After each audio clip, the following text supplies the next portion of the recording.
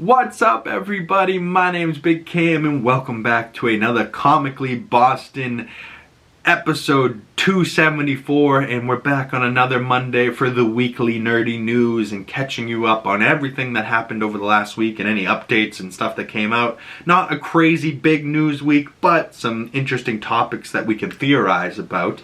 And if you saw the title and thumbnail, Superman and Batman. And we have Superman coming out, and now it's posing the question, who will be the DCU Batman? Will it be Robert Pattinson's Batman, or will it be a separate one entirely? And we'll talk more about that when we get to the DC section of this video. And I just want to say that the photo I have for my thumbnail with David Cornsweat's Superman and Robert Pattinson's Batman, that picture is from a guy that does pictures on Twitter called Spider Monkey, I believe is his name. It's spelled weird, but I just wanted to give proper credit to the guy that made this image. But we'll get into the DC topics and what James Gunn has now been saying in interviews now coming up for the Superman premiere coming out in July. And very excited for that, but also very excited for Alien Earth coming out in August. And there was a trailer breakdown that came out last week, as well as a movie review for Predator Killer of Killers that is on Hulu, and I really loved both of those. In the trailer for this looks really interesting. And just for the people that don't know the Alien timeline, this is going to be set in 2120, pretty much in 95 years from now, and 2 years before the original OG Alien movie. So, you know, giving us not only aliens a little too close to home, but giving us maybe a little bit more backstory into how they ended up with Ripley in Alien, the first movie. So comment below if you're a Alien or a Predator person, if you're interested in that, and if you'd be interested in seeing me break down Alien Earth coming up in August. Another TV show, though, in a poster that came out, and multiple posters for Wednesday Season 2, and all these different character posters, and I haven't seen Wednesday, but I thought this was a cool looking image. There's a guy with, looks like a straitjacket on the S, there's a guy with his fingers burning on the D, and it looks like all these people are maybe different types of witches or something at some type of school, and that looks like Morticia and her father, Adams, and Thing on the 2. But Jenna Ortega really does crush it as Wednesday, and she looks the part. I just haven't checked out the show myself, so comment below. Should that be a show that maybe I check out Halloween time this year? But Wednesday Season 2 is going to be only on Netflix, so go check it out if you're a Wednesday fan. An interesting report came out the other day, and I'm not sure if this has any validity, and it's true, but I found it interesting nonetheless, that Robert Eggers, who also did things like the Witch, and I believe he just did Nosferatu. He's also doing a period piece werewolf film set in the 1700s or something. But it also has come out that he's going to be doing a Christmas Carol rendition, and the eyed Ebenezer Scrooge would be Willem Dafoe. And I'm like, I like that, and he's favored to be Scrooge. I don't mind that at all. And, I feel like Jim Carrey live action would also be able to do it incredibly well. But Willem Dafoe's just got that angry, grumpy face. Even though in real life he seems like a great guy. But I still see him as that Green Goblin face of just creepy and crazy, and I still want to see an older Joker, a 70, 80-year-old Joker going up against a 60, 70-year-old Batman, and it's being Willem Dafoe, and just that laugh and that crazy maniacal tone that he has. So nuts. But over the last week, I also went over to the theater and got to see a double feature. I went early in the day and saw Ballerina, and then later in the day saw The Materialist. So stay tuned for movie reviews for those coming later in this week. But I just wanted to, shout out those two movies. Ballerina with Ana de Armas from the world of John Wick was pretty damn good in a solid entry into the John Wick universe. But The Materialist, with that cast and just a rom-com and love and the love story. And if you guys know me from the movie reviews on my channel, I'm a sucker for a love story, so I ate this shit up. Celine Song crushed it, and Chris Evans, Dakota Johnson, and Pedro absolutely crushed it, and I absolutely enjoyed the hell out of that movie. So stay tuned for a movie review coming later this week. Now, another movie that a trailer just came out for the other day that looks so dumb, but kind of funny at the same time. And also, you know, much like the original Naked Gun movies, but in this, the Naked Gun reboot with Liam Neeson and Pamela Anderson. Look out, crime. He's fully armed. And you just see, like, extra hands coming out of nowhere to grab him. And there's one coming through his crotch, like... But this will apparently be in theaters August 1st. I will probably wait for this one to come to streaming, and it will probably come like by August 10th. I'm sure this will already be streaming somewhere. But Pamela Anderson looks great in that red dress, but Liam Neeson looks like he's been drinking too much, and that he's made it his personality. I don't know. There's some reports. Like if you search Liam Neeson drunk, I'm sure there's some photos that you'd be like, oh my god. Liam Neeson, Qui-Gon? No. And it also goes to show, like, in many of interviews talking about Star Wars, Ewan McGregor has tremendous things to say about Hayden Christensen and working with him. He did a whole movie with Liam Neeson. He doesn't talk about him so much now, does he? That's all I'm saying. Now, granted, he did 2 movies with Hayden and only 1 with Liam Neeson, but you know, who knows? Maybe there will be a Qui-Gon and Obi-Wan show, or maybe they'll do an Obi-Wan season 2 where Qui-Gon's showing him how to become a Force ghost. Like, we never really saw that teaching, but we heard Yoda say, I have one more lesson for you, and you must go talk to your older master, Qui-Gon. He's a Force ghost now. That's kind of cool. But the Naked Gun reboot, are you guys excited? Did you like the trailer? I'm pretty sure Cody Rhodes is in the trailer, so that got me a little bit more excited. But the cast in it does seem funny, and it does seem like a funny movie. But I don't know. Nowadays, it's just not really my type of thing, like a dumb funny. Like, I like comedies, but I don't necessarily like just dumb for no reason. Like, that reminds me of like a Ricky Stenicki. It was good, it was funny, but it was incredibly dumb. Like a movie that's more up my alley these days is like this movie that could be super emotional in a rom-com with Margot Robbie and Colin Farrell, and it's called A Big, Bold, Beautiful Journey. And I talked about it a little bit last week, and they had a trailer that I was talking about that looked amazing. But here's a poster for it, and no release date yet, but exclusively in theaters, coming soon. So maybe later this year, maybe early next year, but I'm definitely going to be seeing this one. Maybe not in theaters, but as soon as it comes out, I'm going to be checking it out. Another one that I might need to go see, it wasn't high on my list, and then I saw the cast for Ari Aster's new film, Eddington, and this poster here, and the trailers that came out for this, the cast looks insane, and like, it just looks like it's going to be really interesting, but also like crazy. And I mean, just look at this cast. Joaquin Phoenix, Pedro Pascal, Luke Grimes, Deirdre O'Connell, Michael Ward, Austin Butler, and Emma Stone. How does Austin Butler hasn't been so busy. Emma Stone has been very busy. And Pedro, where does Pedro find the freaking time? Like, he's done Freaky Tales, he's done The Mandalorian and Grogu, he's done Fantastic Four, he's doing Avengers Doomsday, he did this, he's done The Materialist, he's done so many goddamn movies. Like, he's been in everything this year. It seems like, good for him. Keep him busy, keep him working. That feels like a weird movie, but in theaters in July 18th. So, yet another A24 film. So, I don't know. That one seems like it's going to be weird, but I don't know too much of what's going on. But I'm thinking the cast is going to be really good. And Ari Aster, the director, I've heard great things about. I can't necessarily, out of the top of my head, pick out other movies that he's done that maybe I've seen, but I've heard that name before, so I want to say he's a good director. But I don't know, very interested into finding out more about what Eddington's about, and if people are enjoying it or liking it, that type of thing. But comment below if you have had any thoughts about Eddington. Coming up here in the next couple weeks, on July 3rd, I believe, Jurassic World Rebirth comes to theaters, and I'm definitely going to be seeing that. But their popcorn bucket just got announced, with Jonathan Bailey making a hilarious face of excitement in the background here. But you can see that the popcorn bucket is pretty much a giant T-Rex head bust, and it's got like a little compartment out the back where you put the popcorn. So like just kind of in your lap is going to be this T-Rex head, and you're just eating popcorn out of the back of its neck. Like, I don't know. Maybe I'll get that popcorn bucket. Comment below if that's something you'd be interested in grabbing. popcorn bucket that's a giant T-Rex head. There's also one for the 50th anniversary of Jaws that's a giant shark head, and like the popcorn goes in the mouth. I thought that was funny.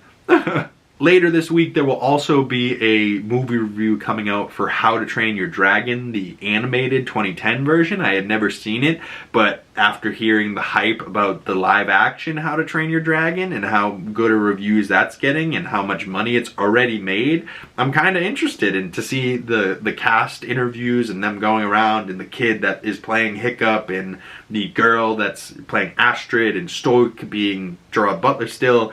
Like, it looks pretty good, and I mean, it looks like a pretty much one-to-one shot here of Hiccup riding Toothless, you know, and I'm fascinated to see if they took any, you know, huge liberties in changing the story for the live action version versus the animated. But the same guy that did the animated is doing the live action, so I'm thinking they could pretty much go one for one from the animated movie, because the animated movie was just that good and it had so much heart and stakes and emotion, but it had like a good story. It wasn't just about dragons, you know, like, and like, it's almost like these movies have such good heart and story, and then they throw in dragons to make it entertaining for the kiddos, you know, like, but for the adults in the audience, I was like, this is pretty fucking good. Like, what? Wow. It was so good that I had to click on the second movie to continue on. I was like, I gotta see what happens next, you know, like.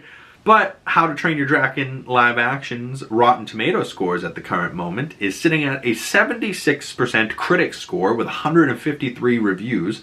It's still certified fresh, but 76% not the best, but it's sitting at a 99%. It's hot and verified fresh by the audience with over 500 reviews. And it is a 2 hour and 5 minute PG kid and family movie. And yeah, pretty much like the animated, but almost 100% Rotten Tomato score for the audience. Audiences are loving it, and that just tells me that they maybe did do a one-for-one translation from animated to live action, and they did a really good job with it, is what that's saying to me. And the critic score is just, you know, it is what it is. If it's not under 50%, pretty good for the critics, honestly. Especially for like a live action reboot. Not bad. But moving on to some DC news, and we're about a month away, a little bit less than 1 month away for Superman, and there's like a little 1 month poster with the boy standing there in his trunks, and as goofy as some people think the trunks look, I think it makes Superman, like if he was standing there all in blue like Henry Cavill's, he looks naked. Like, throw on some trunks, a little bit of gold buckle, give just a little bit of yellow accent from the buckle to the symbol in the chest. It looks perfect. There's also a little bit behind the scenes shot here of Superman and talking to James Gunn in the background. And I thought it was interesting in this shot here, you see Cornsweat has no cape on and no belt. So, you know, they're adding pieces, taking off pieces as they're trying to figure it out, and they're trying to figure out how he's flying, it looks like, because James Gunn's like, I want you at this angle, and you're going to be soaring, you know, like, but I can't wait to see this movie, and I can't wait to see, like, the behind the scenes and, you know, how they made this. James Gunn's just one of those filmmakers. I love his storytelling, I love how much heart his scripts have, and I love how much fun his cast and crew have on set, and how much of his, like, family it is. Like, you've never heard drama from a James Gunn set. Like, it's family, they all love each other, they all have nothing but wonderful things to say about James, and then they come back and do multiple other projects with him. Like, look at Nathan Fillion. Nathan Fillion's got a separate bank account that's just called The Money I've Made from James Gunn, and then he's got, like, you know, The Rookie and all the other ones that he's done, Castle, all the TV show money that he makes, and that's what he spends. And then he's just got money in a bank, just Marvel checks, and now Disney or DC checks, and just Nathan Fillion stacking up James Gunn cash. Like, whew. Michael Rooker too, like, he just puts him in everything. And now that he's worked with some people and other people, like, I'm sure there's going to be returning people coming back to work with James Gunn again in future movies. And I'm just so excited that he's got his own, like, universe that he can kind of mold and create at this point. It's so cool. There was 2 Entertainment Weekly images, and they were kind of like videos, but like I took the screen grabs from it, and this one's definitely like for their magazine cover, and they're in like telephone booths, like the classic Superman changing into his super suit in the telephone booth. James Gunn suited up, which you don't normally see a lot for him, but he looks clean as hell. He almost looks like Perry White himself in the phone booth. And then you see David Cornsweet and Rachel Brosnahan standing there together, and then in a different shot, she's like brushing back his hair and touching his chest, and she's like constantly looking up at him because he's so much taller than her. I am in love with Clark and Lois already. Haven't even seen them really interact, barely talking, barely doing anything together. And I am in love with Rachel Brosnahan. I love how she's looking at David Cornsweet, right? Like, this is for an interview after the fact. Clearly they enjoyed each other's company, and clearly he enjoys her, and clearly they have some type of chemistry and connection, because this is after the fact. They didn't need to make it look like they like each other here. They could have just posed for the photo and moved on. I think they genuinely like each other, and the movie is going to be all the better for it. And I cannot wait. And Superman has now been all over the world, and there's a flag on the Egypt pyramids, there's a thing in France, there's a thing in London, the Philippines, another one in the Philippines, Mexico, New York, Brazil, Mexico. Superman's all over the world, waiting for Superman's premieres to be all over the place. Like, say this budget for this movie was $200 million. I would say the budget for marketing, just sending Rachel, David, and James Gunn all over the planet to market this movie and do multiple different premieres, I think it would cost, if not comparable amounts to how much the movie costs, maybe even more, right? Like, I'm talking maybe 250 million in marketing, right? So we're talking $450 million budget after marketing, and, you know, and that's all guesses, you know, I don't have any truth to that statement, but say he's in this for multiple hundreds of millions of dollars. This movie's gonna have to make $300, $400, $500 million just to get to the point where he's like even. And to be honest, this movie has to make $1 billion plus for him to be able to go, oh, my universe is going to work and people want to see this shit. And then, you know, Supergirl also has to make profitable money, and they can't go back. You know, they can't go back to DC movies not making money and not being profitable. They can't put out DC Joker Folia Al Duel and it lose money. You know, like, that's just good. Like, they need to put out projects that are going to be making them look good. And James Gunn is phenomenal at doing that with things that you don't even expect, right? Like Creature Commandos, I was not expecting to not only fall in love with characters in that show, I wasn't expecting to now buy into that group of characters. Now I want to see all of them, not only again in another season, I want to see them in live action, right? Like Nina Mazursky needs to be alive. Like, screw you, James Gunn, I'm still not forgiving you for Nina Mazursky. But like G.I. Robot, right? Like, this is great characters. Dr. Phosphorus, Frankenstein, The Bride. All of them are really great. And then they're going to bring in King Shark and some other people, like bring in the Suicide Squad and the Creature Commandos, tying it into Waller and probably maybe Peacemaker Season 2 as well. Like, I just think the interconnectivity that James Gunn's going to have between these projects is going to feel amazing, right? Like, even Creature Commandos connected to the Belle Reve and the Waller and the Flag and the Suicide Squad. And that kind of, you know, was the last DC universe. But because it's James Gunn, he's like, no, I want to bring those people into my universe. And he'll probably bring back Margot Robbie as Harley Quinn, because that's pretty perfect casting. You know, like, she doesn't necessarily need to be somebody else. And I would love if James Gunn gave us, you know, Margot Robbie's Harley Quinn and Poison Ivy hooking up. Like, that would be amazing. But comment below if you want to talk more of the DC universe with me and talk about, you know, speculate what could happen and where we could go and what we could get.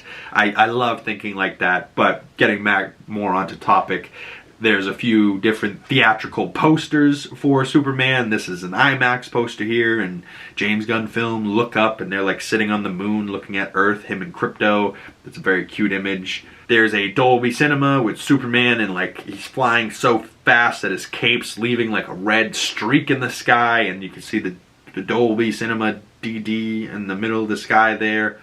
Not a bad poster. And then there's this Cinema Screen X poster where Superman seems to be bracing a building that's falling over, and looks pretty damn epic, honestly.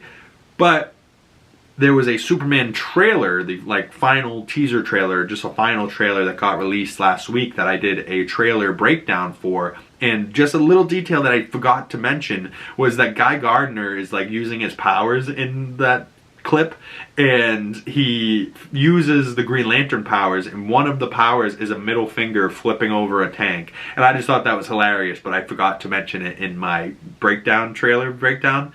But, you know, just wanted to mention real quick. I thought that was funny. But DC Studios has confirmed that their next DC animated project will be called Mr. Miracle, based off the Mr. Miracle comics, which I don't know anything about, but apparently there's like this big butch woman that's like falls in love with this dude, Mr. Miracle, and if that's the case and there's a love story in the middle of this whole show, you know me, I'm gonna be in. But, you know, go talk to, or go follow Jenna Anderson on YouTube over at Go Read Some Comics if you want to hear more about the lore and the comic books behind Mr. Miracle and why this show could be so cool and so epic for DC Studios. But, you know, James Gunn picking weird little titles. Creature Commando, Peacemaker, Mr. Miracle are some of his first projects in his DCU other than Superman, Lanterns, and Supergirl. Interesting. Very interesting, the route James Gunn's taking. He's just like, oh, is the script good? Cool. I'm here for it. Which, you know, he's a madman.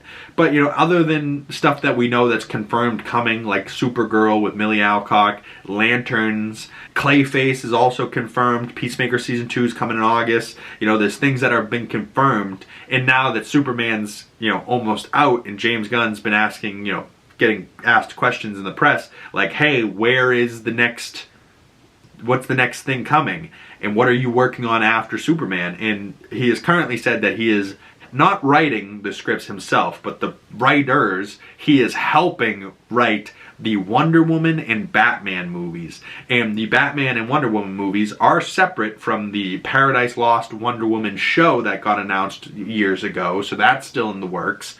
So this Wonder Woman movie will be separate. And then there's a Batman movie that is also in the writing process of the script, which is going to be separate from the Batman universe with Matt Reeves.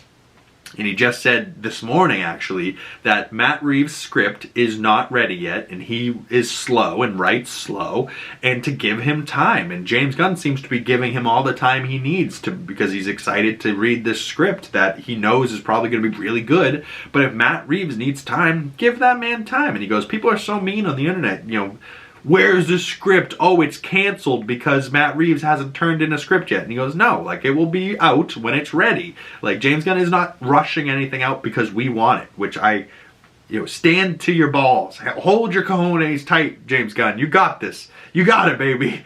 But I thought it was very interesting, though, that he said that the 4 pillars of the DC universe are Superman, Batman, Supergirl, and Wonder Woman. And initially I was like, is that the 4 biggest characters in DC? Because initially I was thinking, you know, what about Flash and Green Lantern? Like, I feel like they should be up there. And like, and then I thought about it more like when I grew up in the DC Justice League animated TV show that I love so much. The big 4, to me, would have been Batman, Superman, would have been really the big 2, and then it was the rest of the team. But then, you know, Wonder Woman's there, Green Lantern's there with Hawkgirl, and I want them together. Superman has Lois.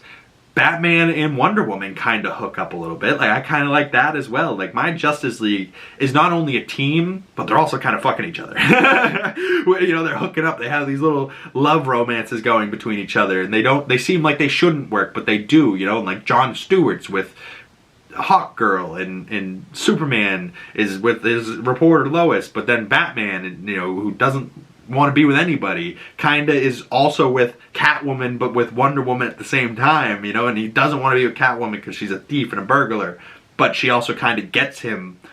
But then Wonder Woman gets like the hero side of him and sees him, you know, how smart he is and how like different he is, and she doesn't care. She just wants to be there for him. Like, oh man, some of the animated show stuff is so good. But also like Martian Manhunter is like a part of my core team.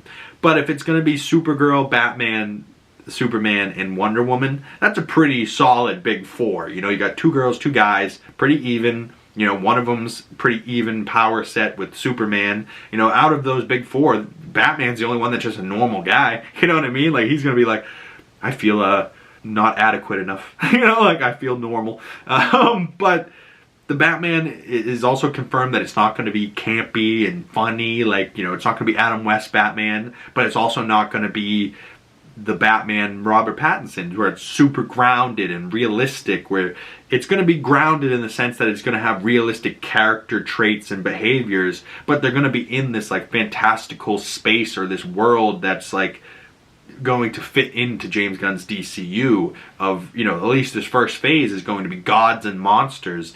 So it seems like we're seeing monsters, and Superman would be the gods, right? Like, and we're seeing monsters spill out into Metropolis and potentially spilling out through the Bay over into Gotham, and then that's how we end up getting Batman, and that's how it connects to Superman and whatever.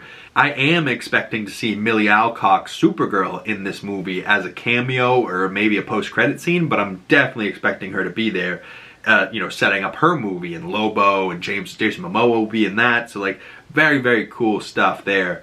But, you know, comment below your thoughts on the DC Universe, and who do you think should be the DCU Batman? As much as I want another Batman, I definitely don't want Andy Muschietti directing it.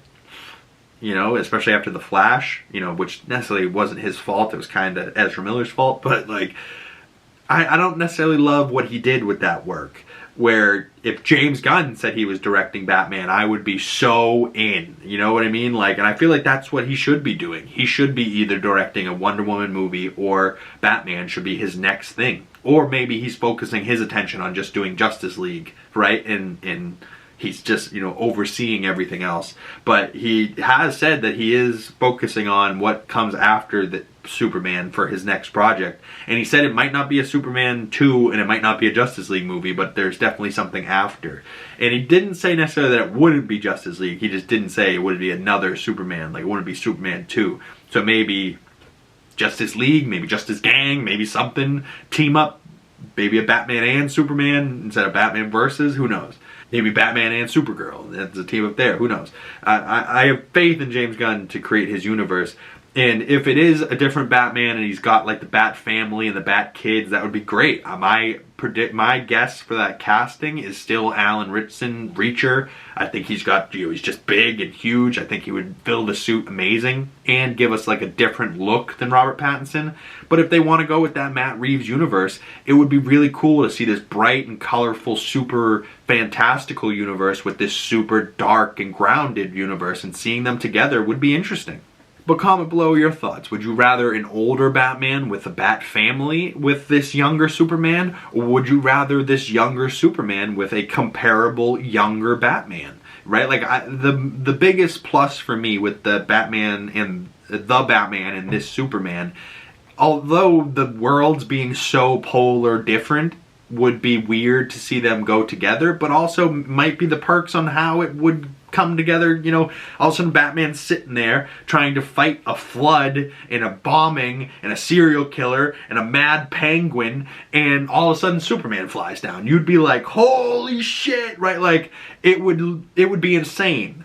But they're also close to the same age, so like they would be a team working together. Where I feel like if there's an older Batman and it comes to Justice League, an older Batman would then be the boss of the Justice League. Like, he's not going to listen to a younger Superman, even if he is super powerful. He's going to be more of an adversary towards Superman than a friend. Where I feel like Batman and Superman with the Batman, Robert Pattinson and David Cornsweet, could be homies and could, you know, be equals and could see each other eye to eye, even though one's a normal man and one's a god. You know, like, I don't know.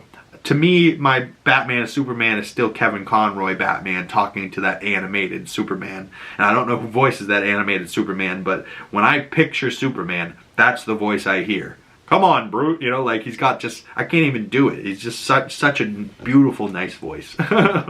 But just to finish out today's show with some Marvel stuff, and Ironheart is coming June 24th, and it is premiering 3 episodes, I believe, in this poster here. I'm not sure if it's a new or an older poster, but Ironheart. Every dream has a cost, and it has reds, and it looks like maybe Chicago in the background. So where we're probably going to be most of this series is Chicago. her hometown. We're also going to be in MIT in Boston here for a little bit, but executive producer Ryan Coogler, they really keep putting that out there, just making sure people know. But there's another poster here that says in 2 weeks. So yeah, I think we're a little bit less than 2 weeks now, but maybe more like a week out. But yeah, in 2 weeks, Ironheart coming to Disney Plus. Are you here for this show? If when it comes out, are you going to be watching the breakdowns that I do when they come out? Comment below. If you want to see breakdowns for this, let me know, and that will at least get me in the mindset if people want to see this or not. But there was a little sneak peek trailer of this it's like almost like a last final trailer for Ironheart, and I have it here that I wanted just to break down and talk about for a quick second. It's only about 1:20, so you know, I broke it down into like 3 sections, so it should go pretty quick. But let's jump into this little teaser trailer and see what we noticed, and see if we see any new shots from the Ironheart, and if there's anything interesting we want to talk about.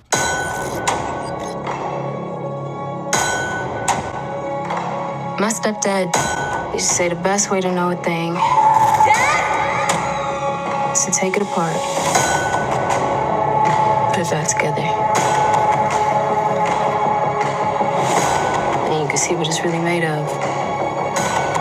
You should take your dad's advice. Break yourself down.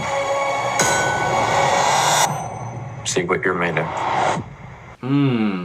So Alden Ehrenreich giving her some advice there. Hey, you should listen to your stepdad. We do see quick little shots of her stepdad, which I believe at the end of Black Panther Wakanda Forever, we see Shuri has rebuilt her stepdad's car, which I believe that was what the whole story was with that. And it was like, I fished out all the parts from the bottom of the river. Like, we also see some quick shots in there of her friend Natalie, but we see, you know, a mural of her stepdad, so maybe he died in some horrific accident or something.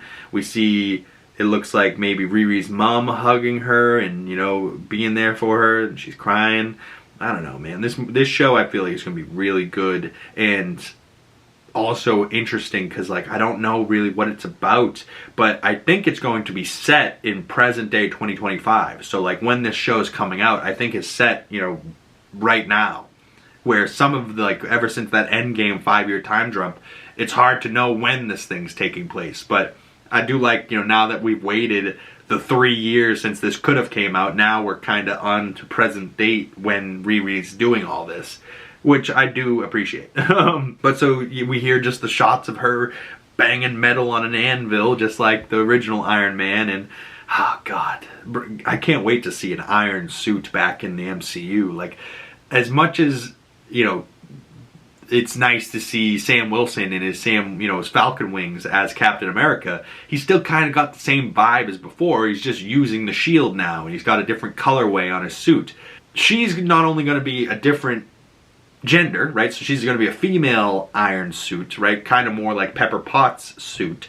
But she's not Pepper Potts. She's more of a badass. She's already fought with the Wakandans. She's super smart. She went to MIT. So yeah, like, I'm thinking Riri is going to be real badass, and I like Dominique Thorne a lot, and it just, you know, like, she went for the original Shuri role, like, she was in the running for Shuri in the original casting for Black Panther 1, which was like, what, 2017? So she's been around Marvel, just trying to get her foot in the door to become a hero since 2017. We're talking almost a decade now she's been with Marvel, and she's just now getting her own project.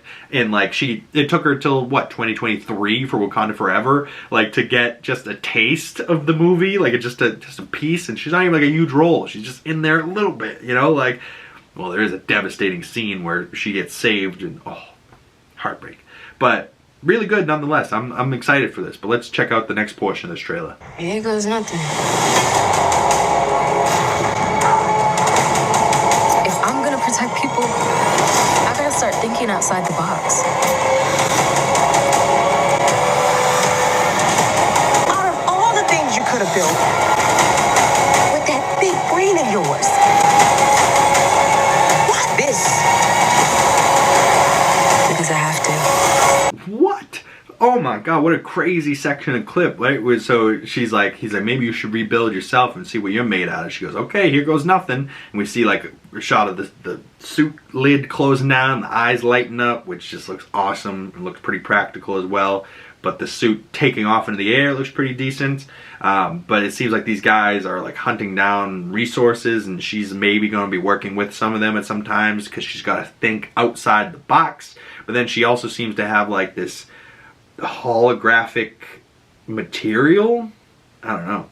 But we see her friend there that might be Natalie, maybe not. But we also see shots of Anthony Ramos' tattoos on his back, you know, like vining and red oozing, stretching into his body. And we see a little bit on his neck and like the front of his body, like kind of creeping up into his face. So maybe the Hood, Anthony Ramos' character, is going to be possessed by some demon or somebody.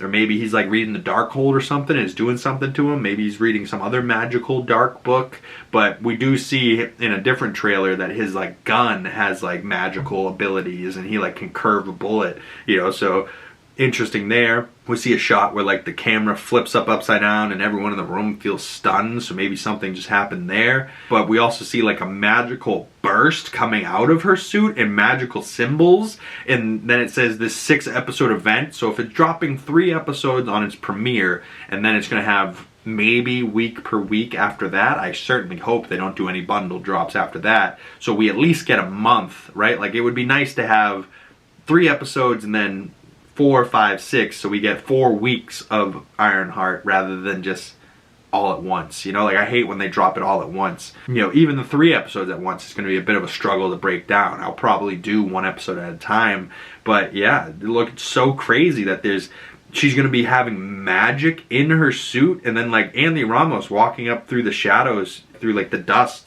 coming towards her. He looks like he's possessed as hell right there. He's holding a gun. You know, so this show might be darker than we think and have magical connections, maybe connecting to Mephisto or Wanda, or maybe connecting to Agatha all along. Who knows? But she seems to be drawing like these magical symbols on the floor that end up just lighting up, and then like these magical symbols are flowing with this red magical energy, which we've only really seen red magic like this from the Scarlet Witch, Wanda. So maybe Wanda is connected somehow. Maybe Ironheart brings back Wanda from the dead or something. Who knows? You know, we haven't seen Wanda since Multiverse of Madness, but this red magic is like going into this suit, and she's got like red trim on this suit. So like, which suit is this? This obviously isn't her white one that we've seen her using at MIT, and it doesn't necessarily look like the other suit either. So maybe this is another suit. But let's just check out this final portion of the trailer before getting out of here. Might be a hero in there after all.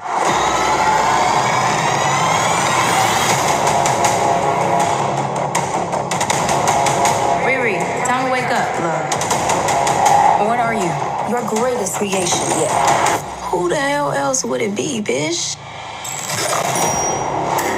I thought that was cute. So he's like, might be a hero in there after all. And we see an Ironheart suit whipping through the sky. And then the Ironheart title screen. And then she's like downloading her brain or something to try and make like an AI. And she's like, I'm your greatest creation yet. And she's like, who are you? Who else would it be, bish? So I think this is Natalie who we're seeing here as the AI tech for Riri's new suit. And like, so she will be like her voice in her helmet type of thing, kind of like Jarvis or Friday or what is Spider-Man's Karen. But yeah, I'm fascinated. I think the Natalie and Riri relationships are going to be good. I'm fascinated to see what Alden Ehrenreich's character is. You know, is he Obadiah Stane's son? We never really heard Obadiah Stane ever talk about his wife or kid. You know, he definitely seemed single in that movie, but you know, maybe he did have a wife and a kid, and maybe this is Obadiah Stane Jr. or something.